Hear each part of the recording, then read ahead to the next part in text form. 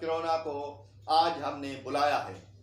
آخر آپ نے جو یہ دنیا میں تباہی مچائی ہے، آخر کیوں، کب تک اور کس لیے؟ یہ وہ سوال ہے جس کا جواب آج وہ ہمیں دیں گے۔ جی، میں مسٹر کرونا، میں نے بیماری سے جکڑا ہے سب کو، کیونکہ یہ کام ذمے لگایا ہے میرے رب نے۔ جب سے دنیا بنی ہے تب سے اب تک کھلے الفاظوں میں سب فرشتوں کے سامنے خدا نے اعلان فرمایا تھا اور تم کو خبردار کیا تھا کہ تمہارا شیطان خدا دشمن ہے، تم ہرگز چکر میں نہ آنا۔ پھر بھی تم لوگ باز نہ آئے اور نیکی کے بدلے بدی کو فضیلت دینے لگ گئے۔ شروعات تو حابیل قابیل سے ہوئی صحیح، لیکن ان دونوں کا فرق اب تک تم لوگوں کو سمجھ میں نہ آیا۔ کتنی عزت، کتنا مرتبہ دیا آدم علیہ السلام کو اللہ نے اور اس کی اولاد کو۔ بنی آدم سے لے کر بنی نوح تک کا سفر، اور اس سے لے کر آج تک کتنی مرتبہ تمہاری اللہ نے پکڑ کی، لیکن تم لوگ پھر بھی نہیں سدھرے۔ پھر بھی تم لوگوں کو وہ سمجھ میں نہ آیا کہ آخر یہ دشمن جو کھلا پھر رہا ہے یہ کون ہے، کہاں ہے۔ جب تک اپنے اندر تم لوگ نہیں دیکھو گے، اس سوال کا جواب تمہیں نہیں ملے گا۔ 3 صدیاں پہلے، 300 سال پہلے رب کریم نے مجھے بھیجا تھا۔ اس ٹائم بھی اسی طرح کی قوم جانوروں جیسی حرکتیں کرنے لگ گئے، درندگیت جیسے کام شروع کر دیے، اللہ کے کاموں میں دخل اندازیاں شروع کر دی۔ تب مجھے اللہ نے بھیجا تھا، میں نے ان کی پکڑ کی تھی۔ 2020 آ گیا، مسٹر کرونا بن کے جو تم لوگوں نے نام رکھا ہے، ہوں تو اللہ کا ایک سپاہی جو اس کے حکم سے چھوڑنے والا نہیں۔ ہر قوم کا اس کے عمل کے حساب سے اس کو حساب دیا جاتا ہے۔ اس وقت قوم، اس نے بھی یہی کیا، اللہ کو ناراض، اللہ کے نبیوں کو ناراض۔ آج خود ہی ایسی وجہ پیدا ہو گئی، تم لوگوں نے کعبے سے دور ہو گئے، اللہ کے محبوب نبی کے روزے سے دور ہو گئے، عبادت گاہوں کو تالے لگا دیے۔ نہیں چاہیے تمہاری عبادت میرے رب کو، پھینک کے منہ پہ مار دی تمہارے اللہ نے عبادتیں۔ درندے بن گئے، درندے بن گئے تم لوگ۔ وقت گزر گیا،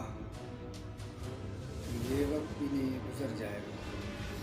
اللہ کریم ہر قوم کو ایک موقع دیتا ہے توبہ، معافی اور درگزری فرما کر، لیکن جب تم لوگ تکلیف میں آتے ہو تو سجدوں میں گر جاتے ہو، رحم کرنے لگ جاتے ہو، اور جب اللہ سے شفا ملتی ہے تو گرگٹ کی طرح رنگ بدلتے ہو۔ ایک بھول جاتے ہو کہ ایک نطفے سے تمہاری تکلیف فرمائی، ایک نطفے سے تمہاری تخلیق فرمائی اور جان ڈالی، اور تمہیں اپنے ماں باپ کی آنکھوں کی ٹھنڈک بنایا۔ کیا کیا نشانیاں نہیں دی خدا نے تم لوگوں کو، شروع سے لے کر اب تک احسان پہ احسان اللہ نے تم پر کیے، انبیاء رسول کے ذریعے معجزے دکھائے، اور تم لوگوں میں کچھ ایمان تو لے آئے، اور کچھ لوگ گروہ بنا کر انہی انبیاءوں کا، انہی اماموں کا ناحق خون بہایا۔ خدا کے قحط اور وبا اور کئی طریقوں سے اللہ نے تمہاری پکڑ کی، پھر بھی تم لوگ جان بوجھ کر انجان بن گئے، نادانیاں کرتے رہے، انسان سے جانور اور جانور سے بدتر بن گئے۔ 300 سال پہلے بھی میں اپنا کام کرنے آیا تھا، جن کے اوپر میں وبا بن کے ٹوٹ پڑا. اس وقت بھی نافرمانیاں، بدکاریاں اور قدرت کے کاموں میں دخل اندازیاں کرنے والے بڑھ گئے. تب خدا نے تمہاری پکڑ کی. بغیر مطلب کہ آج کوئی ملک کسی مظلوم ملک کا ساتھ نہیں دیتا.